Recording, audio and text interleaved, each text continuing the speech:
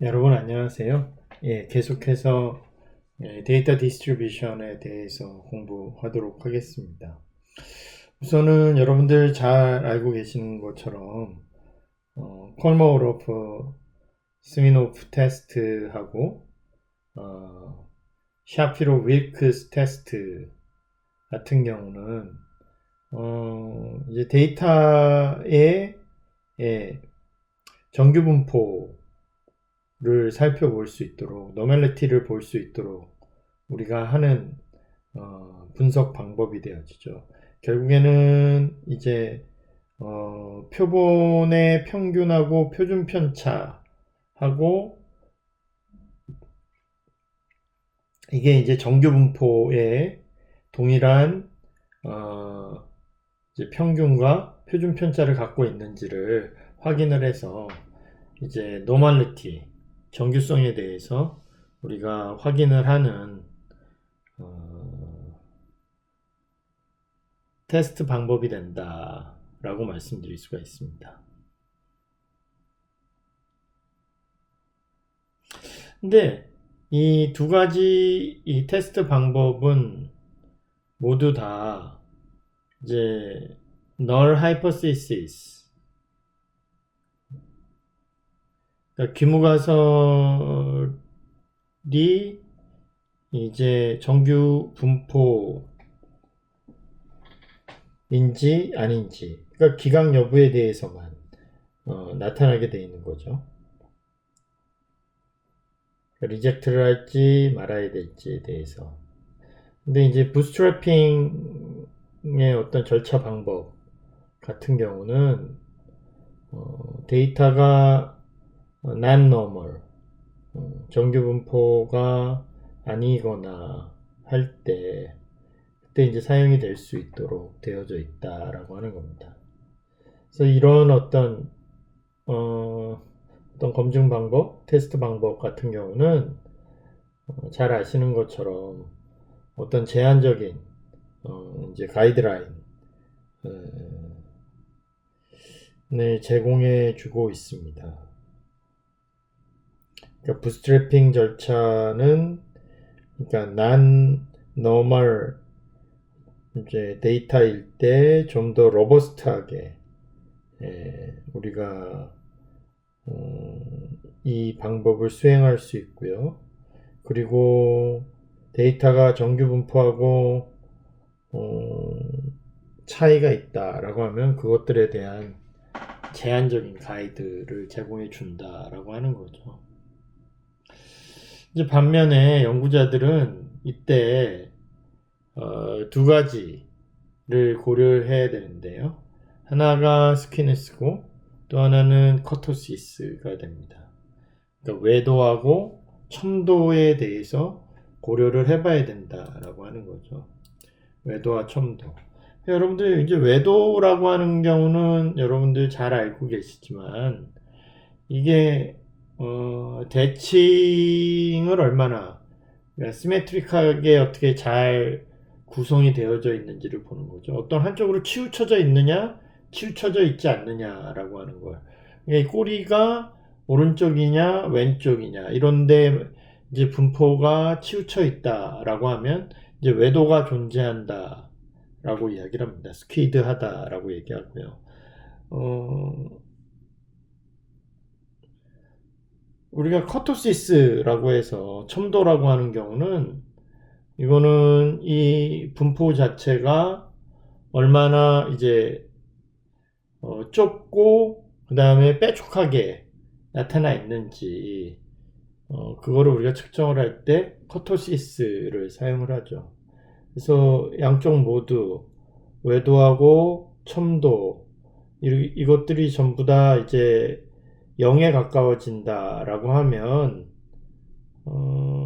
이때 우리가 이제 정규 분포다. 그러니까 스퀴니스도 제로에 가까워지고 커토시스도 제로에 가까워진다. 라고 하면 이런 경우는 사실 이제 연구자들이 굉장히 접하기가 어려운 경우입니다. 양쪽 다 0에 가까운 경우. 이런 경우는 우리가 normal distribution, 정규 분포를 따르고 있다. 라고 이야기를 할 수가 있습니다. 이 정규 분포라고 하면 우리가 이제 외도와 첨도, 스키니스하고 커터시스에 대한 어떤 일반적인 어떤 가이드라인 같은 경우 아까도 말씀드린 것처럼 일반적인 연구자들이 거의 접하기가 쉽지 않은 양쪽이 다 제로에 가깝다라고 하면 이게 이제 노멀 디스트리뷰션이라고 말씀을 드렸는데요. 그런 경우는 예,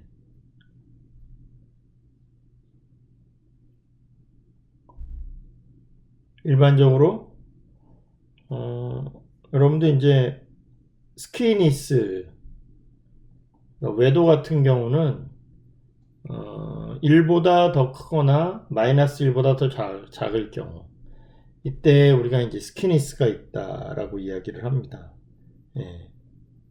그러면 이건 상당히 좀 한쪽으로 치우쳐져 있는 비대칭적인 그래프가 되어진 경우가 된다라고 하는 거죠.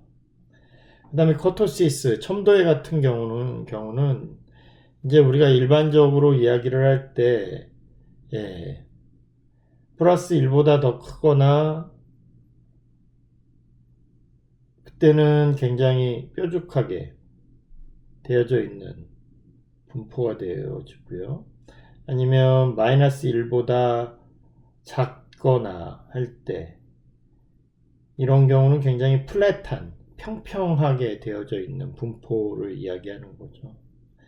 그래서 이 분포, 특히나 이 외도하고 혹은 첨도를 나타내는 이런 분포는 우리가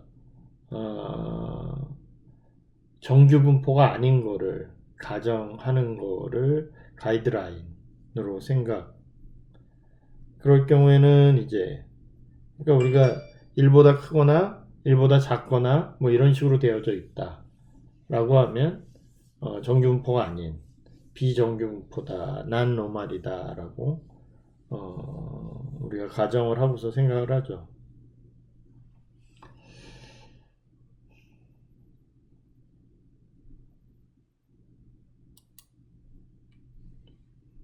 일반적으로 이제 우리가 이제 멀티베리 그러니까 다별량 뭐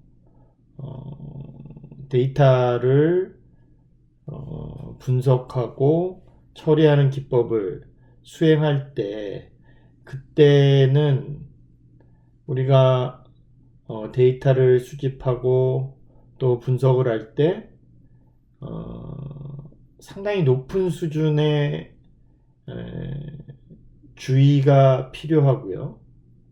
또 상당한 노력을 기울여야 되고요. 그리고 엄청난 또 시간이 투여되어져야 된다라고 하는 겁니다. 그렇지 않다라고 하면 우리가 기고라고 하는데요. 예, garbage in, garbage out. 쓰레기가 들어가면 쓰레기가 나온다. 데이터 값 자체가 별로 좋지 않은 인풋 값이 들어가면 아웃풋 자체도 좋지 않은 아웃풋이 나오게 된다라고 하는 거죠. 만약에 골드인 골드아웃이라 해서 아주 인풋 값 자체가 아주 의미 있는 어떤 유의성이 높은 값이 들어간다라고 하면 그 아웃풋 값 자체도 아주 의미 있는 유의성이 높은 값이 나오게 된다라고 생각해 보시면 됩니다.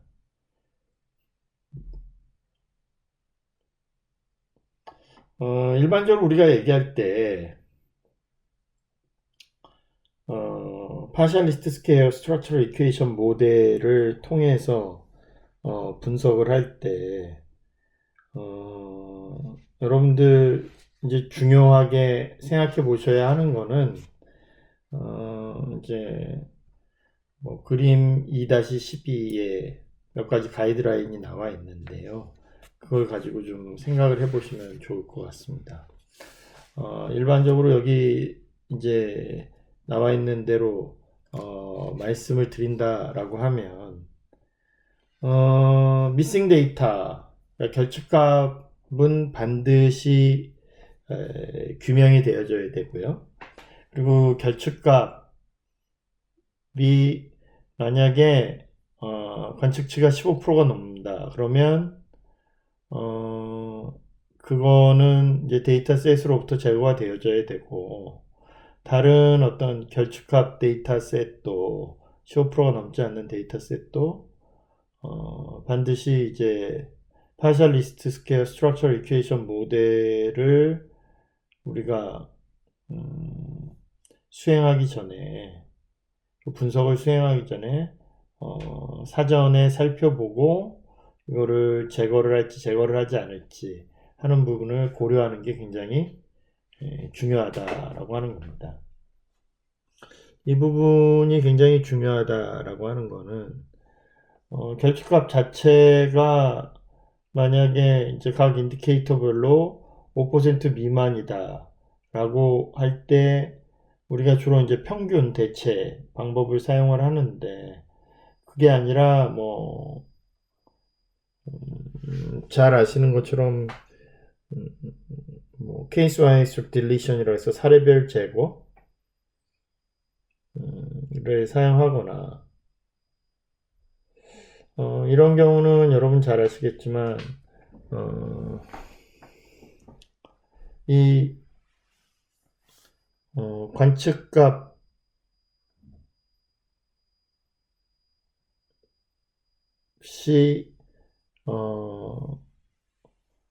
체계적으로 시스테매틱하게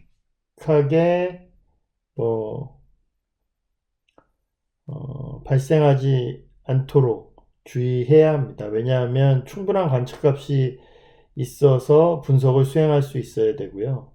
일반적으로 이제 우리가 이제 페어와이즈 딜리션을 사용하는 거를 좀 꺼려 하고요. 그리고 좀 복잡한 어떤 임퓨테이션 절차를 사용하는 것도 PLS Structural Equation 모델 소프트웨어를 직접 데이터에 집어넣어서 처리하기 전에 한번 다들 고려를 해봐야 된다라고 하는 겁니다. 그리고 이제 의심스러운 어떤 데이터셋이나 아니면 일관되지 않은 불일치성이 높은 어떤 응답 패턴 같은 경우는 이제 우리가 이제 전형적으로 그 데이터셋으로부터 응답 값을 제거하는 게 그게 이제 중요하다라고 하는 겁니다. 그다음에 이상치 아웃라이어 같은 경우는 우리가 파셜리스트 스퀘어 스트럭처럴 이퀘이션 모델을 구동하기 전에 반드시 확인하고 규명되어져야 되고요. 그 다음에 이 서그룹들이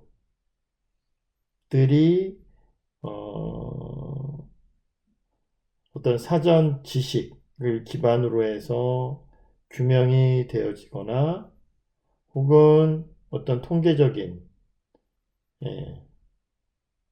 PMX PLS나 PLS GAS나 혹은 PLS 포스 이런 걸 통해서 규명이 되어지는 게 굉장히 중요하고 필요하다라는 말씀을 드리겠습니다.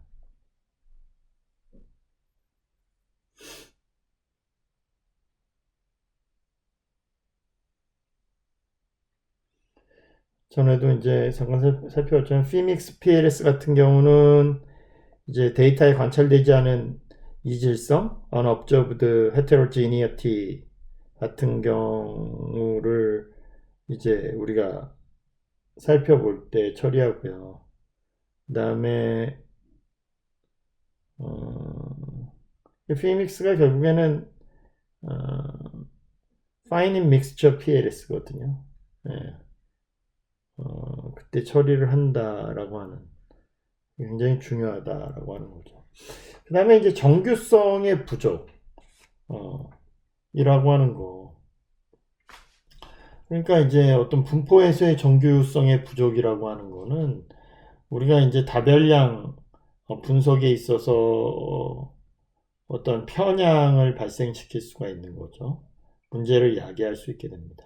그래서 이 문제는 뭐 파셜리스트 스퀘어 스트럭처럴 이퀘이션 모델을 사용할 때는 그렇게 아주 시비어한 문제는 아닙니다. 하지만 이제 연구자들 같은 경우에는 그 파셜리스트 스퀘어 스트럭처럴 이퀘이션 모델이 굉장히 조심스럽게 예, 접근하여서 처리하여야 된다라고 하는 무슨 얘기냐면 파셜리스트 스퀘어 스트럭처럴 이퀘이션 모델은 남 파라메틱 그러니까 비모수 통계 방법 중에 하나이기 때문에 정규 분포를 따르거나 정규 분포를 따르지 않거나 뭐 처리하는데 상관이 없어요. 하지만 이제 이미 말씀드렸던 것처럼 에이모스라든지 리즈렐이라든지 하는 방법 같은 경우는 데이터셋이 정규 분포를 따른다는 기본 가정을 지키지 못한다 그러면 그 결과값 자체가 의미가 없는 형태가 된다라고 하는 겁니다. 그 결과값 자체가 의미가 없는 형태가 된다라고 생각을 하셔야 된다라고 하는 겁니다. 그래서 우리가 이제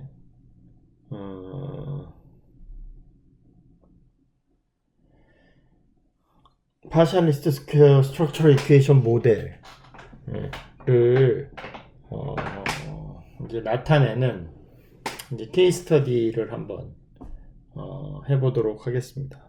그래서 통계적 기법의 사용에 대해서 매우 이제 효과적인 방법은 우리가 이제 실제 데이터를 처리하고 다루는 거겠죠.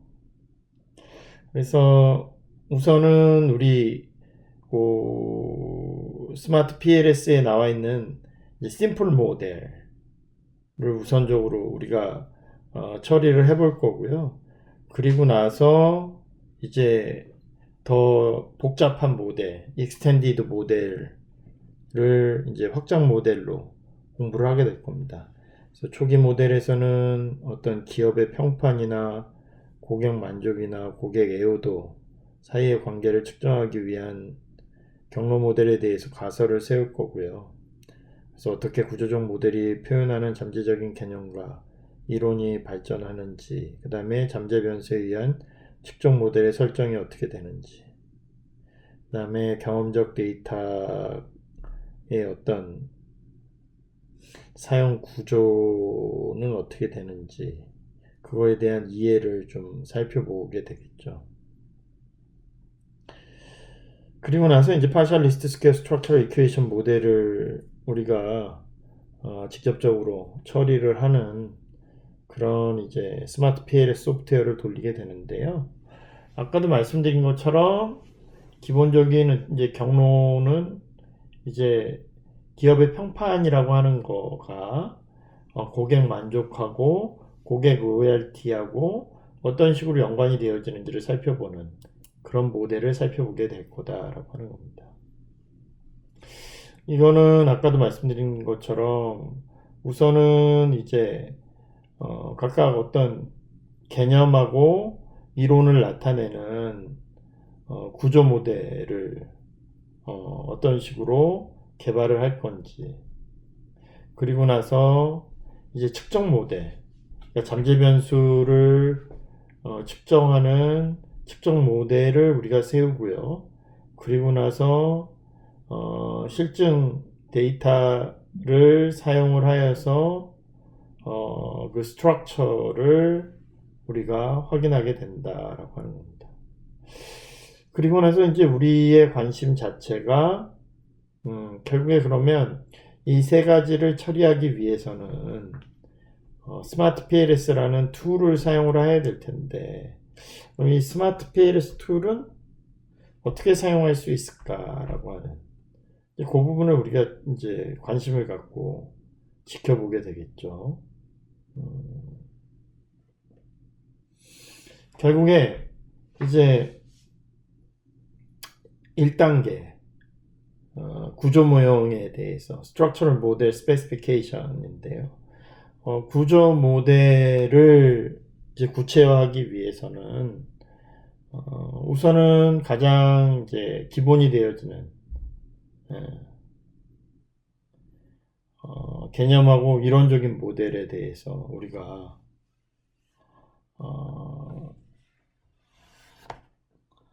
살펴봐야 된다라고 하는 겁니다. 가장 기본적인 모델을 적용하도록 해야 되겠죠. 가장 기본적인 모델. 예.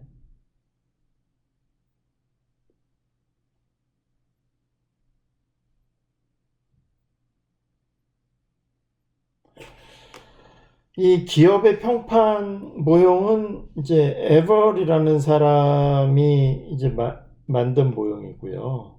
이 모델의 목적은 결국 기업의 평판은 고객 만족하고 고객 로열티에 영향을 미친다라고 하는 그 영향 관계를 설명하려고 하는 겁니다. 예.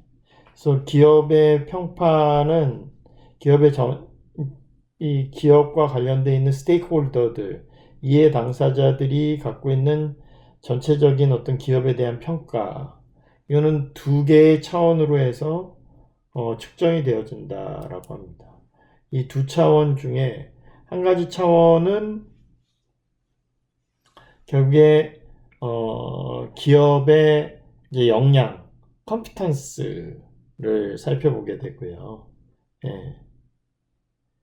그리고 이제 또 하나는 예.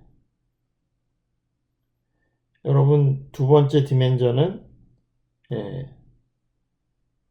요건 좀 이제 감성적인 접근을 하게 되는 판결을 하게 되는 건데요. 기업에 대한 호감도, likability 예. 라고 보셔야 되겠죠. 기업에 대해서 역량은 어떻게 되지? 이 기업의 호감도는 어떻게 되지? 그래서 이 두 가지 차원을 가지고 접근을 해서 우리가 평판을 측정을 하게 된다라고 하는 겁니다.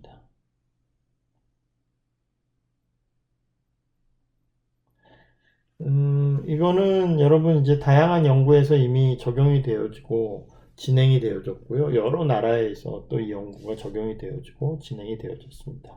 그래서 이 연구의 이제 결과는 결국에는 여러분 이제 집중 타당도하고 그다음에 예측 타당도 관점에서 모두 다 적절하다라고 하는 것을 보여주고 있습니다. 다른 어떤 대체적인 평판 측정 모델하고 비교했을 때 굉장히 이제 괜찮은 결과를 보여주고 있다. 예, 집중 타당성하고 예측 타당성 면에서 괜찮은 결과를 보여주고 있다라고 보시면 됩니다. 다시 말씀드리면 여러분들 잘 아시는 것처럼 기업의 평판이라고 하는 거는 이거는 결국에는 이제 어떤 태도, 애티튜드하고 연결되어 있는 어떤 컨스트럭트가 되고요. 그 다음에 슈바이처가 이거에 대해서 네 가지 어떤 선행 변수의 차원으로 이 레퓨테이션을 규명을 했는데요. 첫째는 퀄리티, 둘째는 퍼포먼스, 성과, 그 다음에 attractiveness, 매력도, 그리고 기업의 사회적인 책임, 요 네 가지 이거는 각각 이제 21개의 formative 인디케이터로 측정이 되었고요. 이것의 이제 주요한 컨스트럭트, 기업의 평판에 대한 주요한 컨스트럭트는 이거는 더 복잡한 우리가 이제 향후에 사용하고 추가하게 될 더 복잡한 모델에서도 살펴볼 수가 있다라고 하는 겁니다. 이것과 마찬가지로 이제 더 복잡한 모델, 그러니까 미디에이션이나 모더레이션이 들어가 있는 거는 아직 제대로 살펴보지 않았잖아요. 근데 요거에 대한 효과도 우리가 이 수업을 진행하면서 이제 자세하게 살펴보게 될 예정입니다. 여러분 수고 많으셨고요. 다음 시간에 좀 더 자세하게 계속 살펴보도록 하겠습니다. 감사합니다.